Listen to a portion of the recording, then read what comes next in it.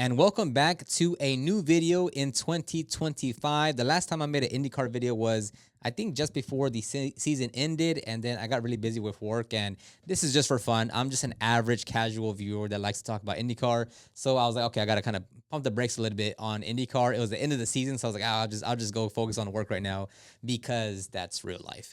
So yeah, there's quite a few things that have came out over the last few months, and just more and more news is coming out with the whole Fox deal now that we're 45 days away from the season opener at St. Pete, which I will be there Friday, Saturday, and Sunday.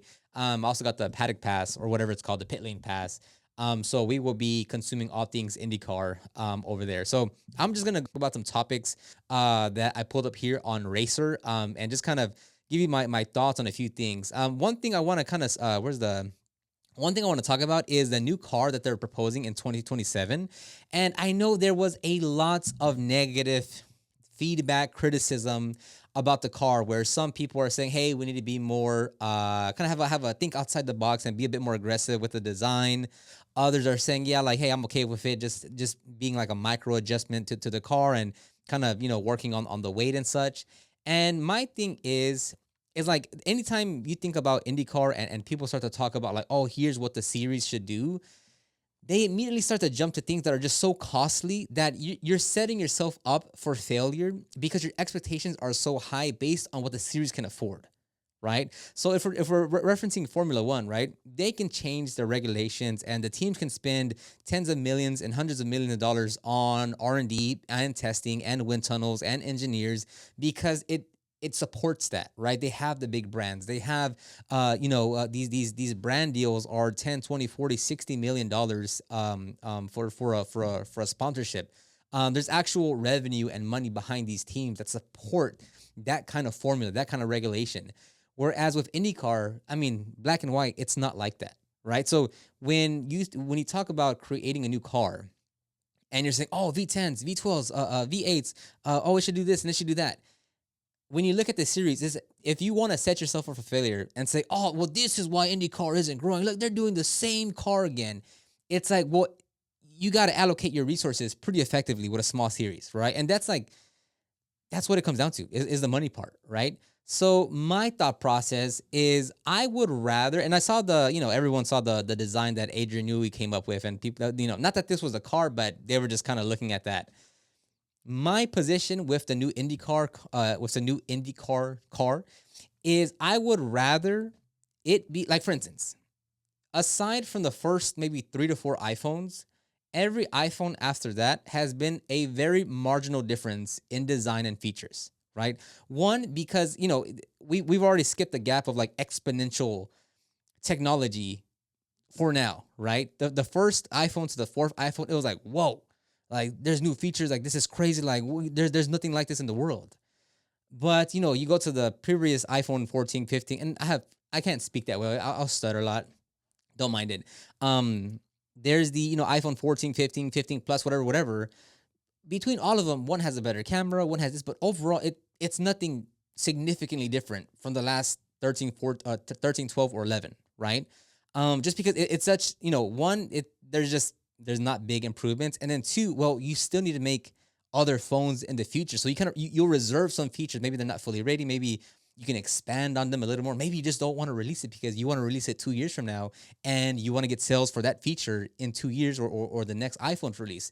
So that's the way I'm kind of thinking about it with the IndyCar, where I would rather it have, if you're taking the current car we have, the DW12, I would rather see some simple modifications or iterations to it, that it stays its core car, but you fix the things that the drivers want fixed most. So, if we're looking at the vehicle, do I want to see a new vehicle that's 80% new with new components, new everything? No. 60%? No. I'm okay with seeing a 40% difference in a car based on what the drivers want, or what's going to lead better to better driving, right? Whether it's ovals, whether it's a road, whether it's street, what is it that the drivers want that will allow them to perform better at their job? And the reason being is I would rather do a low cost variation of what we have here while not turning it into a complete specked out series, right? So that way teams can still have control over the dampers and whatever else they're able to change on their end. And maybe in the next, we run it for, let's say, 3 years. And then on that next iteration, it's like, okay, based on these small adjustments, we're now making our other 15% change in the car, right? I'm following the same example as a phone where you're just making small little changes, right? Like Formula One has maybe not the luxury, because I don't know if teams and drivers like this, but they're rechanging their entire regulations for a brand new car, right? That way teams can kind of hit the reset button on their cars, and it can kind of change the layout of the grid in terms of competitiveness and such. IndyCar doesn't have that, So I would rather see, hey, in 2027, here's the car. It's still the I don't say iconic, but the what as an IndyCar, and we change these certain elements to improve the racing, improve the drivers' performance, because this is what they want. And we still get a great on-track product. It's still a newer, updated vehicle. And since we're not going to be as aggressive with the cost, it's not as big a cost to the teams. And hopefully now, like, you get a better cadence of, hey, we only switched. We're still keeping 60% of the DW12. So, in 3 years from now, we'll change another 15%, and we'll change another 10% in the next 4 years. That way, it's not like a do or die situation of like, okay, teams want a bigger change in the look, and they want us to change everything. Okay, well, let's just scratch everything and boom, fully spec'd out, like only spec type of vehicle. You don't really change much, and boom, now let's do that. And now you're stuck with this one car design that most people won't like. And since you've put all your chips in it, it's like, oh well, I mean, this is all we have now. Like we put a heavy investment into it.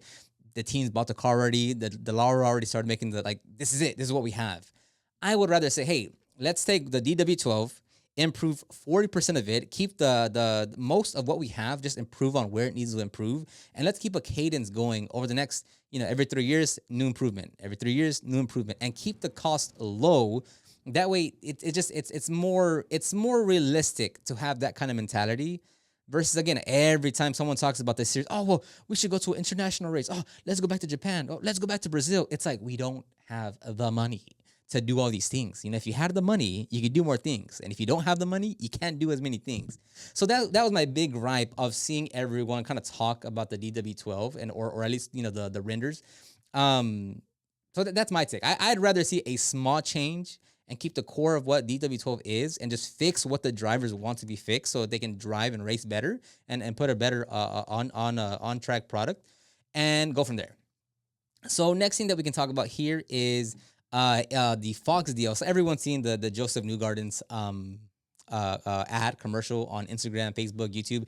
Fantastic. Like, that was an absolute banger of a video. And it's funny because I don't keep up with NASCAR at all, but I did see a lot of NASCAR channels talk about how IndyCar's promotional video was a lot better than NASCAR, and some of the NASCAR folks, like the YouTube channels, commentators, were kind of criticizing NASCAR. And it was so funny just because, like, how long has IndyCar waited to get a half decent promotional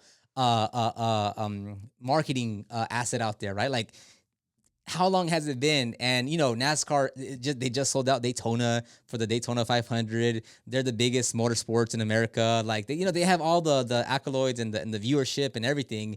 And IndyCar gets one good promotional video in the last, 10 years. And NASCAR's like, oh, see, why aren't we like IndyCar? IndyCar got such a better product. And it's like, dude, it was one video so far. So I thought that was really funny. But no, I mean, what also kind of, what kind of, kind of set me, not say, I was gonna say that I don't want to cuss on this channel. We're family friendly. What kind of upset me was that, like, when the Fox deal was announced, so many people were so against the idea of IndyCar going to Fox. And the thing is, like, so many people are scared of change, because change is scary, right? But in order for anything to happen, it has to go another way.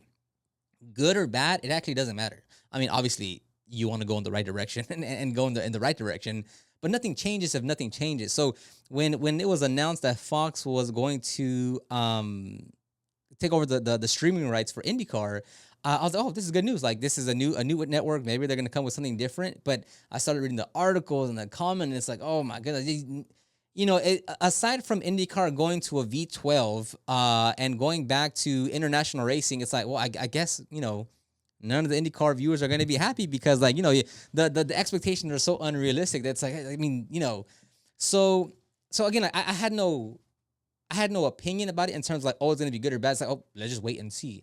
And so far, I think it's going to be really good. I mean, even if it's not really good, it's still extremely better than not anything, but than what it was on NBC. Because I mean, like they're adding the IndyCar driver's eye system, whatever that is. When kind of like the helmet cam.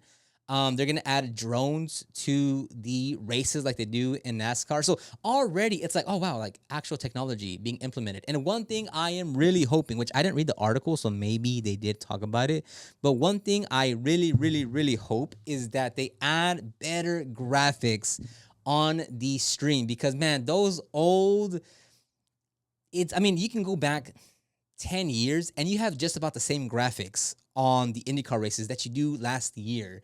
And it's like, man, if there's one thing that needs to be improved, it is the graphics, the displays, trying to tell us more about the race and the story and what's happening with graphics and tires and compounds and laps. Like they're already doing it because, they have it in the little bottom left-hand corner with the throttle and hybrid, but tell us more, show us more, like really get us not interact, but kind of interact visually with the on-screen graphics to tell us what's happening in the race because it is so old.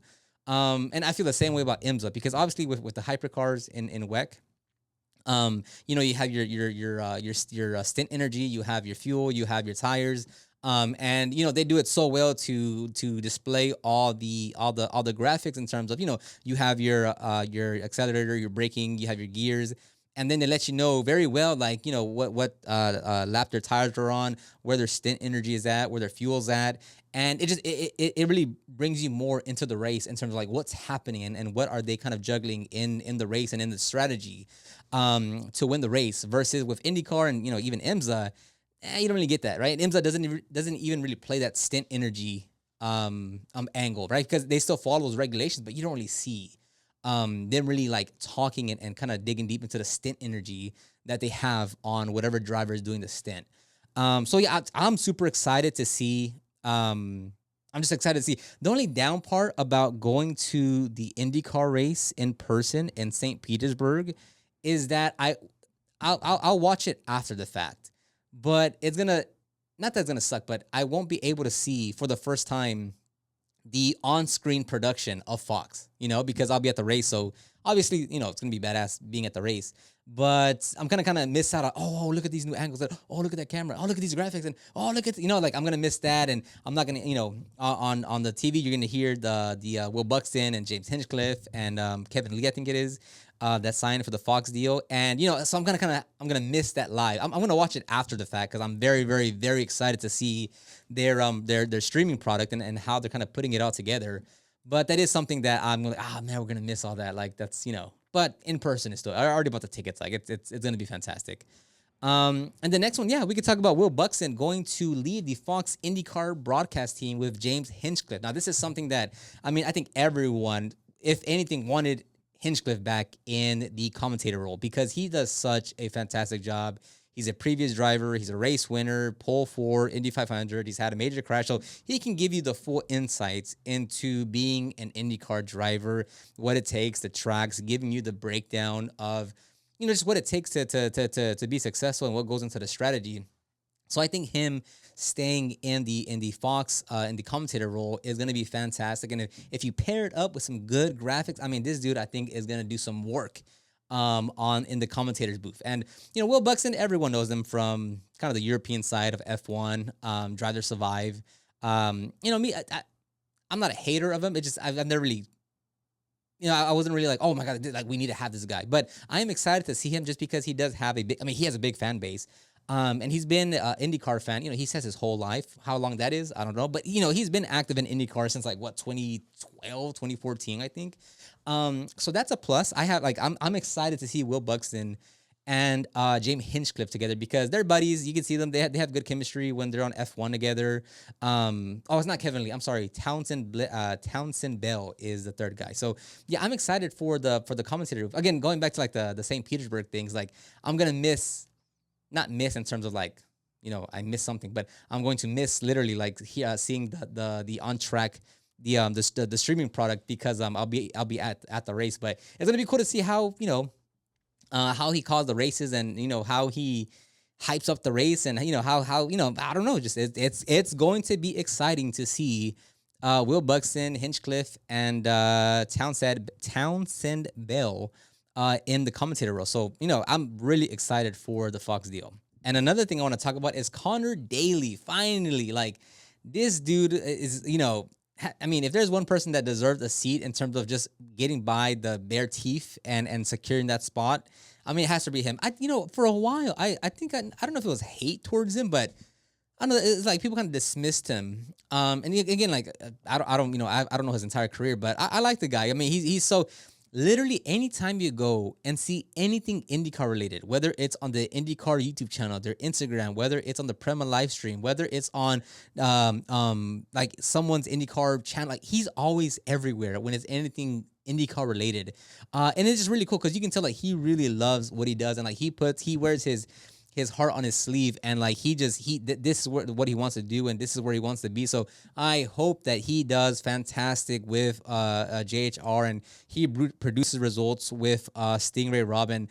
I just hope he has one of his best campaigns this year because I watch his YouTube channel. I forget what his show it's called, but follow him on Instagram. I mean, he's just something that like through the his bare of his teeth for however it's said, like he secured his seat. And you can tell like he's pushing through. He's trying to get sponsorships, trying to talk with brands and sponsors. So shout out to Conor Daly. I'd love to see him get some top 10 finishes for the team, some podiums. That would be fantastic. So I am super pumped for Conor Daly. And the last thing we could talk about is the how's PREMA?